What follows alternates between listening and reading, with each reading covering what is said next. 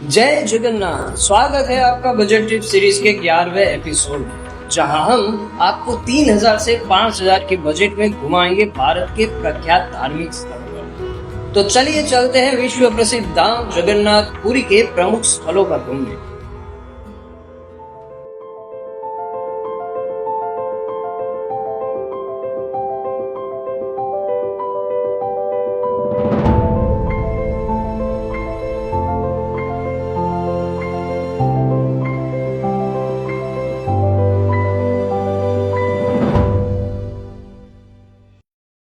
इस वीडियो में हम आपको अहमदाबाद से जगन्नाथ पुरी कैसे पहुंचे, कहाँ रुके, कब कहाँ दर्शन खुले रहते हैं, कौन से स्थल पर आप घूमने जा सकते हैं, बजट कितना होगा, उसकी पूरी जानकारी देंगे। तो जुड़े रहिए हमारे साथ इस पूरी यात्रा में। और अगर आपने अभी तक हमारे उदयपुर का फुल टूर वीडियो गाइड नहीं देखा तो आपको जरूर देखना चाहिए, जिसकी लिंक डिस्क्रिप्शन में दे दी गई है। तो सबसे पहले आप अहमदाबाद से शुक्रवार शाम 7 बजे वाली Ahmedabad Puri super fast express से निकल जाइए जगन्नाथ पुरी के लिए।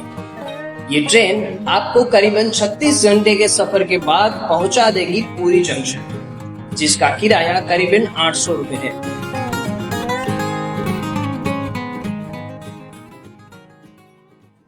जगन्नाथ पुरी पहुंचकर रिक्शा की मदद से अच्छी सी धर्मशाला में रुक जाइए, जिसकी बुकिंग आप yatraधाम.org के माध्यम से कर सकते हैं, जिसकी लिंक डिस्क्रिप्शन में दे दी गई है।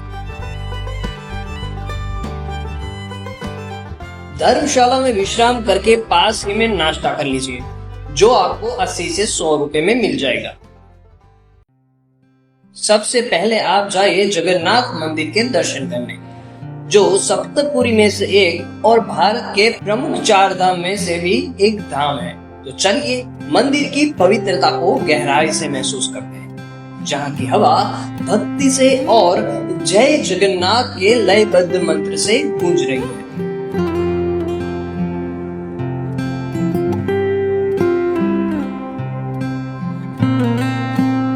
मंदिर में भगवान जगन्नाथ जी, बलभद्र जी और सुभद्रा जी की विशाल मूर्तियां अपने आप में अद्भुत हैं।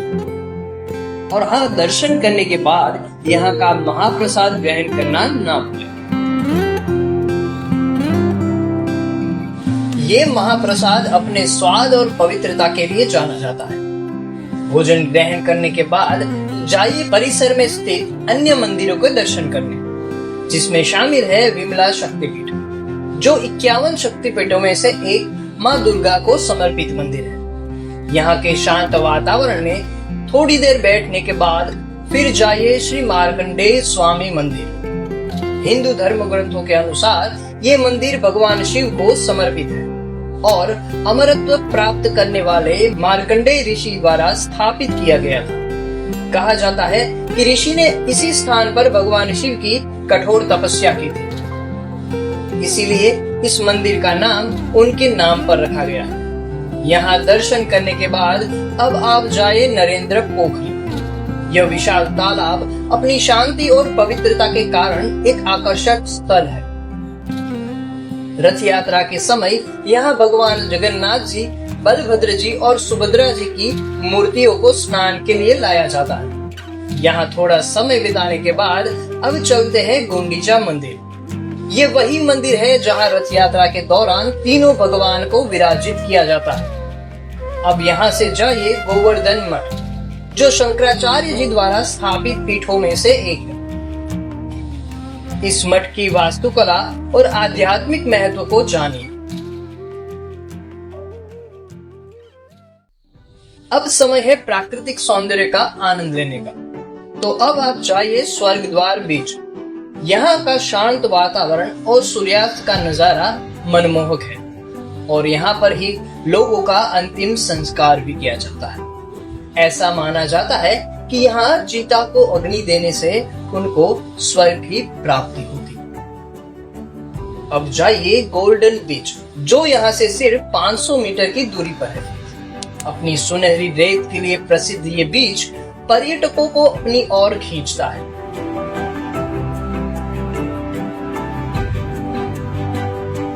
पूरे दिन की थकान मिटाने के लिए अब समय है स्वादिष्ट रात्रि भोजन का।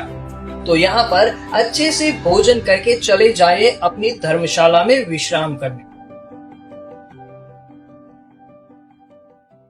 दूसरे दिन सुबह का नाश्ता करके तैयार हो जाइए यात्रा के लिए। सबसे पहले आप जाइए बेड़ी हनुमान मंदिर। कहा जाता है कि हनुमान जी को भगवान जगन्नाथ जी की रक्षा के लिए यहाँ बांध दिया गया था।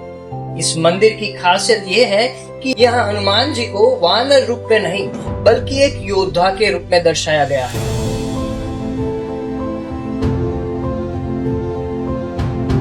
यहाँ पर दर्शन करने के बाद अब निकल जाइए साक्षी गोपाल मंदिर की ओर, जो बेड़ी हनुमान मंदिर से 18 किलोमीटर की दूरी पर स्थित है। ये मंदिर भगवान कृष्ण को समर्पित है। मंदिर से जुड़ी कई कहानियां प्रचलित है, जिनमें से एक है कि भगवान कृष्ण स्वयं यहाँ गांव की शादी में गवाह बनने के लिए आए थे।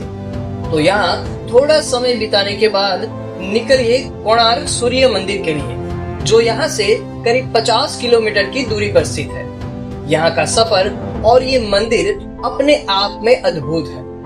सूर्य देव को समर्पित ये 13वीं शताब्दी का मंदिर अपनी शानदार वास्तुकला के लिए दुनिया भर में प्रसिद्ध है।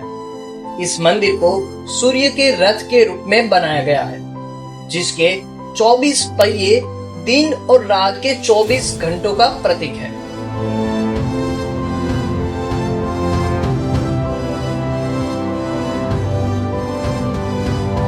तो यहाँ की शानदार वास्तुकला देखने के बाद अब समय है भोजन करने का, जो आपको नजदीक में ही मिल जाएगा।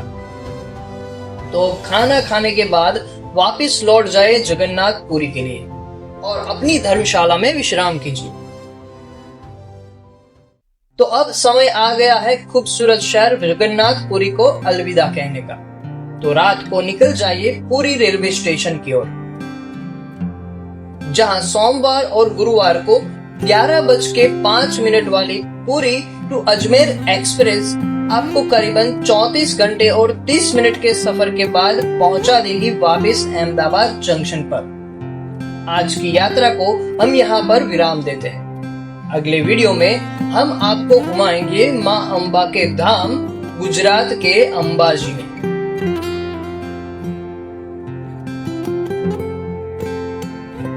तो बने रहिए हमारे साथ ऐसे ही और भी बजट ट्रिप सीरीज देखने के लिए। और अगर आपने अभी तक यात्रा धाम के सोशल मीडिया प्लेटफॉर्म को फॉलो नहीं किया है तो कर लीजिए। धन्यवाद।